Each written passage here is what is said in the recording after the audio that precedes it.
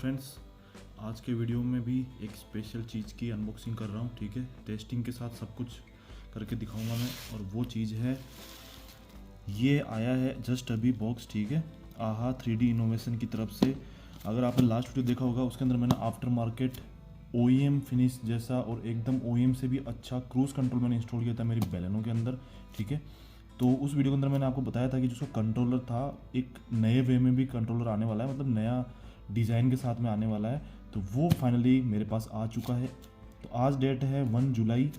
Okay, तो जुलाई लगते ही मेरे पास में ये प्रोडक्ट आ गया और मैं बहुत ही मतलब यार क्या बताऊँ आपको, हैप्पी हो रहा हूँ। ठीक है, तो फटाफट से इसकी अनबॉक्सिंग कर लेते हैं। तो जैसा कि मैंने आपको बताया था, 2 तरह के स्टीयरिंग डायल मिलने वाले हैं। ठीक है, तो मैंने जो स्टीयरिंग के ऊपर माउंट होता है वो वाला चूज़ किया था। ठीक है, तो यहाँ पे लिखा हुआ है स्टीयरिंग डायल। तो यार पैकेज अच्छा वाला देखो, स्ट्रैप माउंट और स्टिकर माउंट। तो मेरे को स्टिकर माउंट चाहिए था तो मैंने ये वाला मंगवाया है। ठीक है, आप स्ट्रैप माउंट भी खरीद सकते हो। ओके, अगर आपको नहीं पता दोनों में क्या फ़र्क है तो मेरे जो पिछले वाली वीडियो है उसकी लिंक भी डिस्क्रिप्शन में दे दूंगा, आप वहाँ जाके चेकआउट कर सकते हो। ओके, तो फटाफट से इसको ओपन कर लेते हैं। तो ये 3 चीज़ निकली है अभी इसके अंदर। एक तो ये है बटन सेल, ठीक है, ये है ड्यूरा सेल का, और 3 वोल्ट पे जो ऑपरेट होता है वो वाला है। ठीक है, ये चीज़ लास्ट में दिखाऊंगा। और ये क्या है आप सोचोगे, ये है मैग्नेट, साथ में मैग्नेट माउंट भी आया है। सबसे बेस्ट चीज़, या आप गाड़ी में अगर चाहो तो और कहीं भी माउंट करना हो माउंट कर सकते हो। ये आपके डैशबोर्ड पे लगा लो, ये वाली चीज़ के पीछे लग जाएगी और ये ऐसे माउंट हो जाएगा। ठीक है, बहुत ही अच्छा मैग्नेट है देखो। और इसमें इस चीज़ में बिल्कुल भी वेट नहीं है। ये कुछ इसकी डिज़ाइन है। ठीक है, पीछे डबल साइड टेप भी है, अगर आप चाहो तो डबल साइड टेप से भी माउंट कर सकते हो। मैं कैसे माउंट करूँगा ये पूरा वीडियो देखोगे तो आप समझ जाओगे।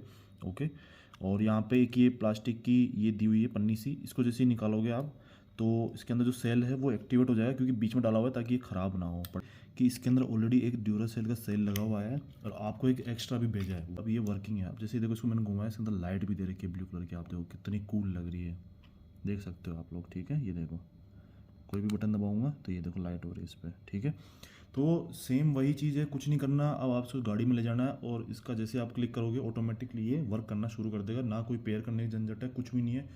जस्ट खरीदो, जहाँ माउंट करना है माउंट करो, और जैसे आप पहले वाला यूज़ में लेते वैसे यूज़ में लो। तो चलो फटाफट गाड़ी में चलते हैं और कंपेरिजन करके देखते हैं इसमें और उसमें क्या फ़र्क है। मैं गाड़ी में आ चुका हूँ। ठीक है, जैसा कि आपने लास्ट टाइम देखा था, ये इतना बड़ा बॉक्स के साथ में था क्रूज़ कंट्रोल मेरे पास में। ठीक है, जो कंट्रोलर था वो। तो मेन डिफरेंस दोनों के अंदर आपको बताता हूँ। सिंपली एक ही चीज़ का है, और वो चीज़ आपको दिख रही होगी, साइज़ का डिफरेंस। ठीक है, इसके अलावा कोई डिफरेंस नहीं है। बाकी इसमें जो फंक्शन है वो सारे इसी के अंदर है, मैं आपको अभी दिखा देता हूँ। ठीक है, तो मिडल वाला जो बटन था इसमें आप प्रेस करोगे तो क्रूज़ कंट्रोल ऑन हो जाएगा, वापस क्रूज़ दबाओगे तो ऑफ भी हो जाएगा, और लॉन्ग प्रेस करके रखोगे तो आपका क्रूज़ कंट्रोल रिज्यूम हो रहा था। ठीक है, और ये जो डायल था आपको घुमाने से स्पीड कम ज़्यादा हो रही थी। ठीक है, सेम चीज़ इसी के अंदर है। ये वाला बटन जो बीच वाला है क्रूज़ कंट्रोल को ऑन ऑफ करेगा। बाहर वाला जो ये डायल है इसको आप घुमाओगे ऐसे तो स्पीड कम ज़्यादा होगी। ठीक है, क्लॉकवाइज घुमाओगे तो स्पीड बढ़ेगी, एंटी क्लॉकवाइज घुमाओगे तो स्पीड कम होगी। ठीक है, सेम चीज़ हो गई।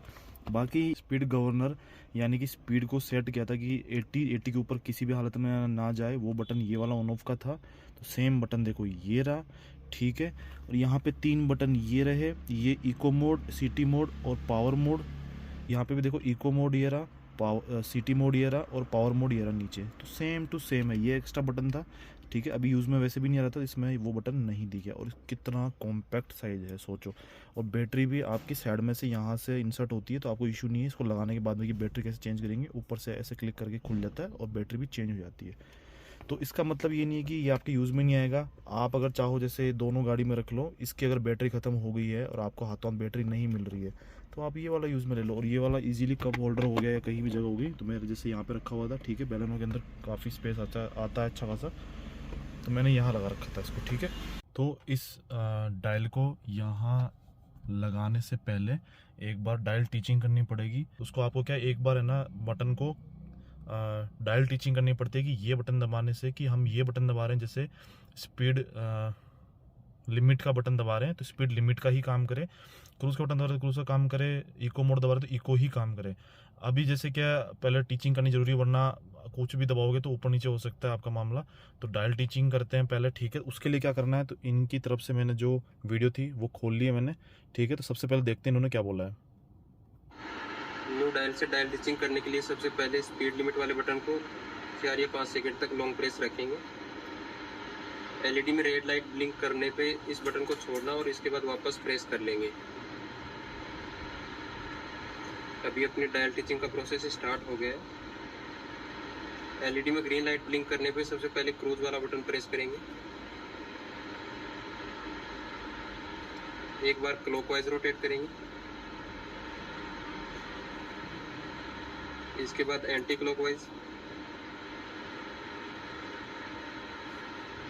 सिटी मोड बटन,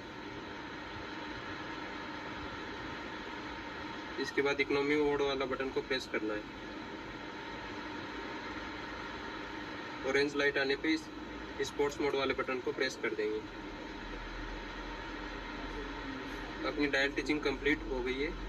इसके बाद सबसे लास्ट में एक बार सिटी मोड वाले बटन को 2 सेकंड तक लॉन्ग प्रेस रखेंगे। एलईडी स्क्रॉल करने के बाद अपना डायल यूज करने के लिए रेडी है। तो ये वाली प्रोसेस अपने को रिपीट करनी है, ठीक है। उससे पहले एक OT अपडेट आएगा, उस ऐप में जाके अपडेट कर लेना है इस चीज़ को। उसके बाद डायल टीचिंग वाला प्रोसेस करना है। तो डायल टीचिंग प्रोसेस मैं कर लेता हूँ पहले, जो इन्होंने बताया एग्जैक्टली वैसे, फिर आपको मिलता हूँ।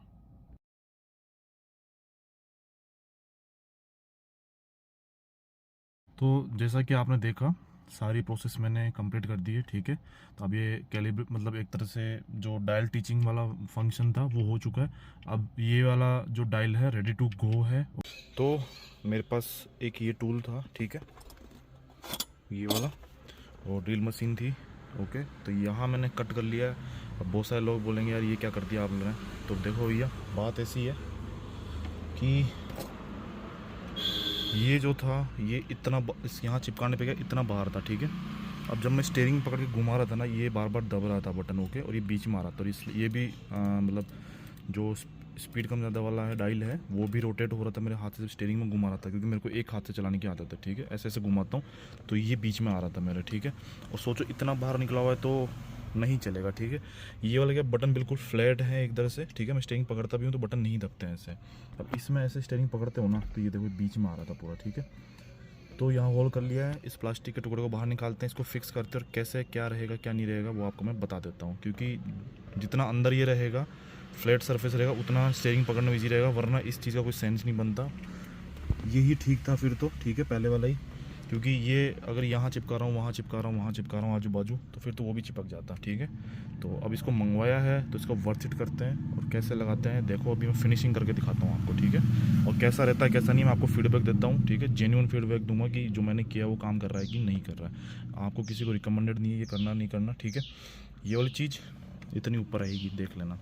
और आप बोलोगे कि आप वो मंगवा लेते यहाँ स्ट्रैप वाला, तो स्ट्रैप वाला भी मेरे बीच में आता है, क्योंकि स्ट्रैप वाला यहाँ लगता है और मुझे ऐसा स्ट्रिंग पकड़ने की आदत है एक हाथ से, ठीक है। तो वो भी बीच में आता मेरे, यहाँ लगा था तो भी बीच में आता, यहाँ भी बीच में आता, ठीक है। ये वाली चीज़ है तो मैंने यहीं लगाना था मुझे, ठीक है। तो अब देखते हैं कैसे लगेगा कैसे नहीं, मैं आपको फिनिश करके बिल्कुल और फिर दिखाता हूँ। A few moments later. काम करते करते बारिश आ गई बीच में, थोड़ा टाइम लग गया। अब आपको दिखाता हूँ मैं कि मैंने क्या किया है। तो पेश करते हैं DIY। तो देख लो, फिनिशिंग देख लो आप एक बार, हल्के से स्क्रैचेस हैं यहाँ पे, ठीक है, बहुत मामूली से। उनको भी क्लीन करूँगा, मैंने क्लीन नहीं किया कपड़े से, ठीक है। फिनिशिंग चेक करो एक बार आप, ठीक है। ये देखो हल्का सा यहाँ पे कोने में ये दिख रहा है, क्योंकि जो मेरे पास था एग्जैक्ट बिल्कुल सेम साइज़ का नहीं था, ठीक है। बहुत टाइम लग गया मुझे फाइलिंग करते हुए, फाइल से करते घुमाते कम से कम 1-1.5 घंटे से मैं घुमा ही रहा हूँ, ठीक है। तब जाके ये वाली फिनिशिंग आई है। और अब चेकआउट करो। अब जैसे मेरे को जो अगर स्पीड बढ़ानी होगी तो मैं ऐसे बढ़ा लूँगा, ठीक है। कम करनी होगी तो मैं ऊपर साइड कर दूँगा ऐसे, और बाकी बटन सारे जो है वो है ही, ठीक है। और अब मुझे कोई इशू नहीं आ रहा, ठीक है। अब मैं स्टीयरिंग ऐसे पकड़ के चला रहा हूँ ना, बटन भी नहीं दब रहे, क्योंकि वो बहुत बाहर निकला हुआ था, ठीक है। राइट नाउ अभी बिल्कुल अंदर की तरफ है, बिल्कुल टच होके है, ठीक है। तो ये चेकआउट करो आप बटन के क्लिक की आवाज़। मैं इसी बंद करता हूँ एक बार। अब फैन बंद कर दिया, अब आवाज़ सुनो आप इसकी, ठीक है। सारी चीज़ें वर्किंग है, लाइट भी वर्किंग है, और अब ये वाली फिनिश आ रही है, ठीक है। और आप ये चेकआउट कर सकते हो, ठीक है। अंदर की लाइट बंद करता हूँ, तो इस तरफ जो स्टीयरिंग माउंटेड कंट्रोल्स के अंदर लाइट होती है वो है ही, और जब इसका क्लिक करूँगा तो ये वाली लाइट है। तो ये चेकआउट करो आप, इंटीरियर आप कैसा लग रहा है। तो कंट्रोल माउंट हो चुका है जैसा मेरे को चाहिए था, क्योंकि पहले मैं सेटिस्फाई नहीं था बिल्कुल भी, क्योंकि बहुत ज़्यादा बाहर निकला हुआ था, ठीक है। तो मैंने सोल्यूशन कर दिया इस चीज़ का, अब मुझे कोई दिक्कत नहीं है। अब देखो ऐसे पकड़ के भी अगर मैं चला रहा हूँ तो बटन क्लिक नहीं हो रहे हैं। पहले क्या है, मेरे को पकड़ने में बहुत इशू आ रहा था, बार बार इतना बाहर निकला हुआ था, ठीक है। तो फटाफट चलते हैं टेस्ट ड्राइव के ऊपर और देखते हैं बटन काम कर रहे हैं कि नहीं कर रहे हैं। और पलक झपकती हम आ गए हैं टेस्ट ड्राइव पे, ठीक है। तो अभी मैं दिल्ली जयपुर वाले हाईवे पे हूँ, ठीक है। ये वाली चीज़ है, तो दिल्ली की तरफ जा रहा हूँ। तो करते हैं क्रूज कंट्रोल की टेस्टिंग, और दिख कुछ ऐसा रहा है, अभी देख लो आप वाइड एंगल के अंदर, ठीक है। स्टीयरिंग माउंटेड कंट्रोल बहुत प्यारा लग रहा है, क्योंकि इसको मैंने अंदर की तरफ लगा दिया था, तो प्रैक्टिकलिटी बढ़ गई इसकी, ठीक है। बात ये है, मुझे प्रैक्टिकल चीज़ें ज़्यादा पसंद है दिखने के बजाय, बट ये दिख भी अच्छा रहा है और साथ में प्रैक्टिकलिटी भी अच्छी है इसकी, ठीक है। तो अभी यहाँ पे देख लो आप, स्पीड लिमिट की लाइट सेट है, ठीक है। तो फुल पंजा दबाते हैं, ठीक है। पूरा पंजा दबा दिया मैंने, यहाँ पे ग्राफ दिख गया होगा टॉर्क का आपको, ओके। तो स्पीड मैंने सेट कर रखी है 80-85 के अराउंड, ओके। उससे ऊपर नहीं जाएगी। अभी देखना ग्राफ धीरे धीरे कम हो जाएगा, ओके। ये देखो तो ग्राफ कम हो रहा है धीरे धीरे, क्योंकि स्पीड लिमिट पहुंच चुका है अभी राइट नाउ, ठीक है। तो ये वाली चीज़ है, तो स्पीड लिमिट वाला बटन काम कर रहा है। अब स्पीड लिमिट को जैसे ही ये वाला बटन दबाऊंगा मैं, स्पीड लिमिट हट जानी चाहिए, ठीक है। वो लाइट जो ये वाली है, ये वाली लाइट, ये बंद हो जानी चाहिए, ठीक है। तो दबाता हूँ 1 2, देखो लाइट हट गई। अब स्पीड जो लिमिट में लगा रखी थी, स्पीड गवर्नर वाला जो काम था वो ऑफ हो चुका है, ठीक है। अब मैं इसको जितने चाहे उतने भगा सकता हूँ, ठीक है। अब वापस मैं ऑन कर लेता हूँ, क्योंकि मुझे नहीं भगानी होती गाड़ी, ठीक है। जैसे बटन दबाया हो गई, और इसमें भी देखो ब्लू कलर की लाइट होती है, ठीक है। ये वाली चीज़ है। अब यूज में लेते हैं हम सबसे पहले इको मोड। तो इको मोड के लिए ऊपर वाला है, ठीक है, ये वाला। जैसे ही ये वाला दबाऊंगा, यहाँ पे देखना एक लाइट आएगी, ठीक है। ये दबा दिया मैंने, तो ऑरेंजिस और ग्रीनिश मतलब दोनों मिक्स लाइट है, एक तरह से ऑरेंज ही मान लो आप, ठीक है। तभी ये उसमें आ चुकी है इको मोड के अंदर, ठीक है। अब मैं कितना ही पंजा दबा लूँ, आरपीएम बहुत प्यार से आता है। और इको मोड भाई सही बता रहा हूँ, सबसे बेस्ट चीज़ मुझे इको मोड लगी इसके अंदर। इतनी प्यार से गाड़ी चलती है ना, बिल्कुल मतलब आराम से गाड़ी क्रूज करती है। और सिटी में भी अगर आप चला रहे हो तो भैया मज़ा आता है चलाने में, ठीक है। ये तो बात रही इसकी। अगर इसी बटन को मैं वापस दबाऊंगा तो ये हट जाएगा, वापस से डिसएंगेज हो जाएगा इको मोड अपना, ठीक है। तो ये मैंने बटन दबाया तो वो लाइट हट गई, मतलब अभी नॉर्मल जो मोड आता है अपने पहले से गाड़ी में, उस मोड में आ चुकी है, ठीक है। अब हम बात करते हैं पावर मोड की। तो पावर मोड के लिए नीचे वाला बटन है ये वाला, ठीक है, यहाँ पे। तो जैसे ही दबाऊंगा वहाँ लाइट देखना कौन सा कलर की होती है। तो ये दबाया, सॉरी क्या हो गया, हाँ। तो ये जैसे ही दबाया मैंने, ठीक है, तो वहाँ पे देखो रेड कलर से लाइट जल गई है, ठीक है। तो अब ये गाड़ी पावर मोड के अंदर है, और अब गाड़ी बढ़िया वाला पिकअप ले रही है, देखो, ठीक है। ये वाली चीज़ भी अपने टेस्ट हो गई। और अब आते हैं अपने मेन चीज़ पे, तो क्रूज कंट्रोल पे। सबसे लास्ट में मैंने 80 के ऊपर क्रूज छोड़ा था, तो क्रूज रिज्यूम कर लेते हैं पहले। तो इसको लॉन्ग प्रेस करके रखना है बीच वाले बटन को। तो यहाँ पे क्रूज कंट्रोल ग्रीन लाइट आ चुकी है, ठीक है। और यहाँ पे रेस लग रही है अपना। अब जैसे ही 80 की स्पीड पे आके रुकेगी तो मुझे ट्रैफिक आगे से ब्रेक लगाने पड़ेंगे। जैसे ब्रेक लगाता हूँ वो क्रूज कंट्रोल लाइट गायब हो गई, ठीक है। तो ट्रैफिक जैसे ही क्लियर होता है, अब जैसे देखो अभी हो गया। अब मैं वापस से दबा के रखूंगा, लॉन्ग प्रेस करके रखूंगा, ग्रीन लाइट आ गई। मैंने रेस पे से पैर हटा रखे, ठीक है। मैं रखता ही नहीं हूँ आजकल पैर, बहुत ईजी गाड़ी चलती है, ठीक है। आदत पड़ गई क्रूज कंट्रोल की मुझे अब। और अब ये धीरे धीरे 80 की स्पीड पर जैसे आएगा वहाँ जाके लॉक हो जाएगी और क्रूज वापस वहीं हो जाएगा। तो यार सारी चीज़ें वर्किंग है। क्रूज ऑन ऑफ करना, क्रूज को रिज्यूम करना, मोड चेंज करना, और अब यहाँ पे डायलर भी है, ठीक है। तो इसको मैं क्लॉकवाइज घुमाऊंगा तो स्पीड बढ़ जाएगी, ठीक है। अब जैसे ग्राफ देखना आप, टॉर्क वाला ऊपर वाला, इसको जैसे ही मैं घुमा रहा हूँ, ठीक है, तो वो ग्राफ देखो बढ़ गया, मतलब इसके 5 की या 2 की स्पीड बढ़ चुकी है, ठीक है, ऐसे करते ही। और जैसे ही मैं वापस घुमाऊंगा इसको एंटी क्लॉकवाइज, तो आप ग्राफ देखना वो कम हो गया ग्राफ, ठीक है। तो ये वाली चीज़ है। सारे बटन बहुत सही, मतलब बहुत तरीके से काम कर रहे हैं जैसे करने चाहिए। बड़ा वाला जो कंट्रोलर था वो हटा दिया है मैंने राइट नाउ, ठीक है। तो ये वाली चीज़ है, बहुत सही काम कर रही है सारी चीज़ें। और जो मैंने जिस तरह से लगाया ना, वैसे आप मत लगाना मेरी मानो तो। अगर गाड़ी आपकी क्या बोलते हैं वारंटी के अंदर है तो, मैं वारंटी में नहीं है, और प्लस वारंटी में है तो भी मैं ये सारे काम करता हूँ क्योंकि मैं इस गाड़ी को लाइफ टाइम रखने वाला हूँ, ठीक है। ये श्योरिटी है मुझे, क्योंकि इस गाड़ी को कभी बेचने वाला नहीं हूँ मैं। और पिछले वाले व्लॉग में किसी ने पूछा था, ठीक है, कमेंट में कि भैया आपकी चेक इंजन लाइट क्यों जल रही है। तो ये देखो भैया, मैंने अगर पूरी वीडियो देखते ना तो आपको समझ आती। ये चेक इंजन लाइट इसलिए जली हुई है क्योंकि ये गाड़ी में, इस गाड़ी में फुल सिस्टम एग्जॉस्ट लग रहा है, जिसके अंदर कैटालिटिक कन्वर्टर जो आता है वो हटाना पड़ता है आपको, ठीक है, तब जाके फुल सिस्टम एग्जॉस्ट बनता है। ओके, बिल्कुल स्ट्रेट पाइप वाला एग्जॉस्ट है ये। उस चक्कर में ये वाली लाइट जली हुई है, ठीक है। तो किसी को अगर फिर भी नहीं समझ में आया कि मैंने क्या बोला है, तो भैया सीधी सी बात है कि इसमें एग्जॉस्ट नहीं लगा हो, मतलब इसमें जो साइलेंसर आता है वो हटा के मैंने एग्जॉस्ट लगवाया, ठीक है, वॉल्वेट्रॉनिक वाला। ऑफ कोर्स सी बात है, वो ही लगाना चाहिए। तो उस चक्कर में ये लाइट जली हुई है, ठीक है। तो मेरे पास, मैंने पिछली वीडियो में भी दिखाया था, मैं फिर से दिखा देता हूँ। तो मैंने उस वीडियो में भी दिखाया था, वापस से दिखा देता हूँ कि मेरे पास में ये ओबीडी स्कैनर है, ठीक है, वाईफाई वाला वर्जन है। इसको मैं लगा के और मेरी जो चेक इंजन लाइट है वो मैं हटा लेता हूँ, बट अभी मुझे ज़रूरत नहीं है क्योंकि यार बार बार हटाना, बार बार आ जाती है, ठीक है। तो कोई इश्यू वाली बात नहीं, क्योंकि मुझे लगता है कि यार किस चीज़ की अगर कहीं मतलब होता है ना मन में कि यार कहीं और चीज़ की लाइट ना आ जाए, तो उसको मैं चेक कर लेता हूँ कभी कभी की। तो ठीक है, तो उसके अंदर क्या है, कैटालिटिक कन्वर्टर बैंक 1 बैंक 2 की लाइट जली हुई है, चेक इंजन लाइट, उस चीज़ की लाइट है ये। तो इस चीज़ में कंफ्यूज मत होना कि यार आपने क्रूज कंट्रोल इंस्टॉल किया है तो आपकी क्या बोलते हैं चेक इंजन लाइट जल जाएगी, नहीं, ऐसा कुछ नहीं है। जस्ट बिकॉज इस गाड़ी में फुल सिस्टम एग्जॉस्ट लग रहा है, उस चक्कर में ये लाइट जली हुई है, ठीक है। तो ये चीज़ क्लियर कर दी मैंने।